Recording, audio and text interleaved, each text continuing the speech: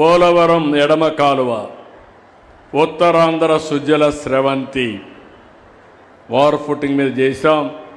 చాలా డిఫికల్టీస్ ఉన్నాయి, అవన్నీ కూడా చేసి ఇంకొక నెల 2 నెలల్లో ట్రయల్ రన్ కింద పోలవరం నీళ్లు అనకాపల్లికి వస్తాయని చెప్పి మీ అందరికీ హామీ ఇస్తున్నా.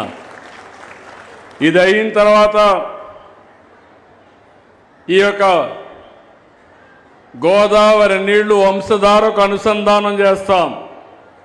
ఉత్తరాంధ్రలో ఉండే అన్ని ఇరిగేషన్ ప్రాజెక్ట్స్ని పూర్తి చేస్తాం. నిన్నే నేను కేంద్ర మంత్రిని నిర్మలా సీతారామన్ గారు కలిసి ఉత్తరాంధ్ర అభివృద్ధి కోసం డబ్బులు మనం అడిగాను. పూర్వోదయ కింద అది వస్తే బ్రహ్మాండంగా మనం ముందుకు తీసుకుపోతాం. అందుకే హామీ ఇస్తున్నా, 2-3 ఏళ్లలో ఉత్తరాంధ్రలో అన్ని ఇరిగేషన్ ప్రాజెక్టులు పూర్తి చేసే బాధ్యత ప్రభుత్వం తీసుకుంటాం.